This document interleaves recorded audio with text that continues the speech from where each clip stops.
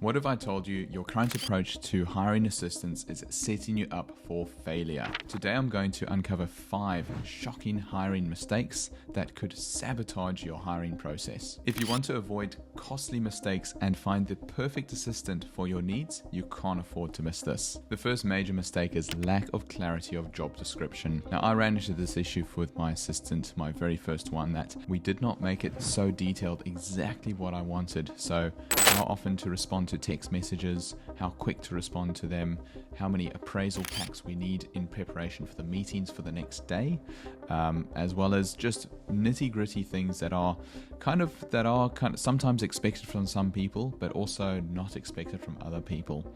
And I've kind of learned that the more detailed you are, if you have, say, 50 items to say this is exactly how we want it, there's no way to look back and say, oh well, you didn't tell me that.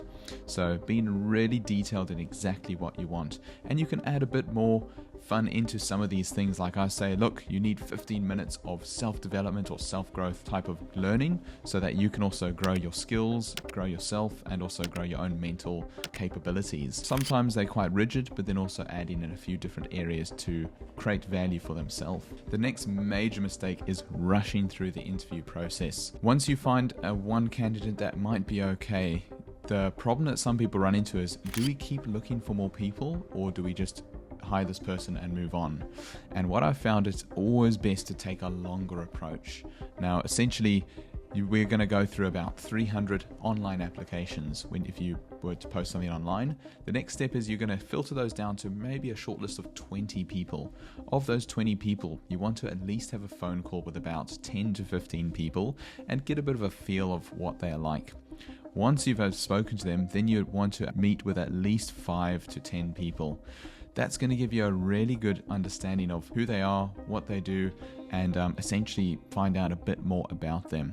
So by having an interview with at least 5 to 10 people, it's really important to gauge what's in that marketplace. And then following that is to set up a second and potentially a third interview, and to get to know the person a bit better, maybe even in a different setting, because the more you can kind of meet with someone, you can feel out who they are, what they do, how they operate, and get a bit more of an understanding. And this leads me to my third mistake, is ignoring culture fit. Now, there's a lot of times that you could hire someone and they seem all good on the outside, but really their internal culture does not mesh that well with the team.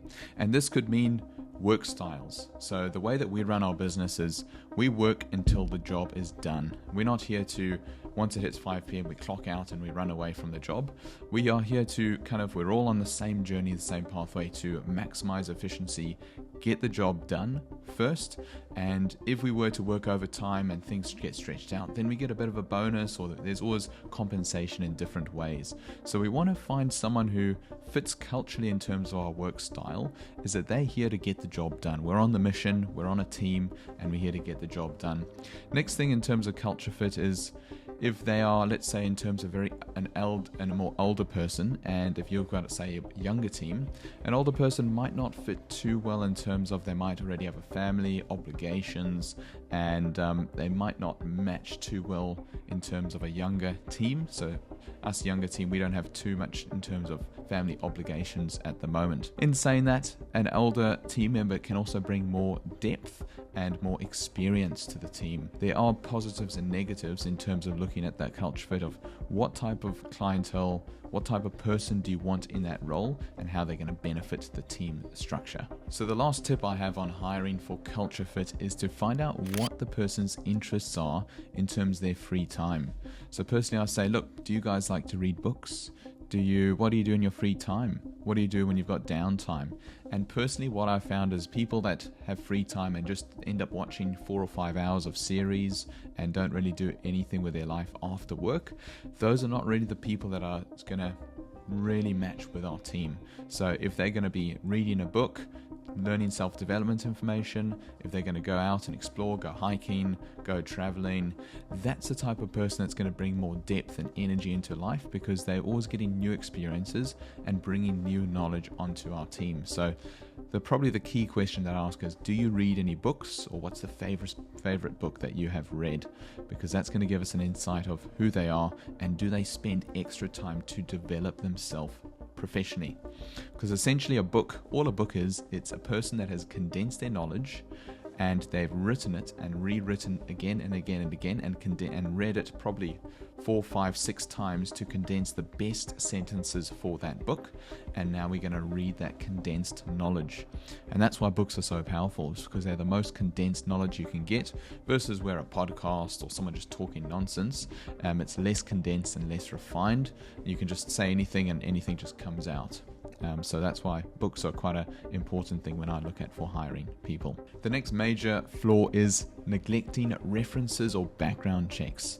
Now, reference checks, it's always good to call the reference up and have a few different questions about, say, the person, how you've involved with them, how long you've actually known them for, and find out a bit more about that person. Now, that is a broad overview in terms of they're going to give someone that's actually going to talk well of them, so that could potentially be a bit one-sided.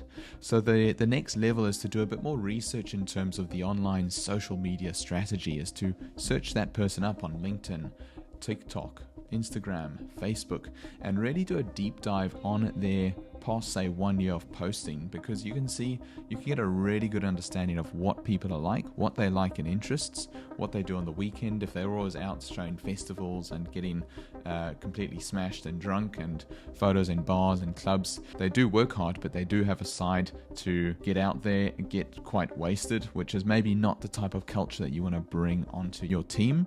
So looking deeply into someone's social media and the online presence is also another way to find out who they are and what they do. And the fifth is failing to define expectations clearly. And I've actually run into this myself, where I did not define that I needed a bit of work on the weekend in terms of being available through email, call, and text. And as a real estate agent, we need access to information or admin work done at all hours. But in doing that, we do need to provide a bit of compensation for the weekend work. So what I've done is I've structured the way that I set up my payments in terms of, you get a bonus structure over here for these transactions, but then the expectation is to have a bit of accessibility on the weekend through email, call, text, and it's not a big thing because we always need to have that type of communication, and that's really important. Whereas my first assistant, I did not have that expectation set up clearly, so it always felt like a hassle, or things did not get done on the weekend that got pushed to the next week, and then it just messes up the whole flow of our business. So defining those expectations really helped set everything out in the clear to say, this is what we expect, this is what we want, and then there's no questions about it.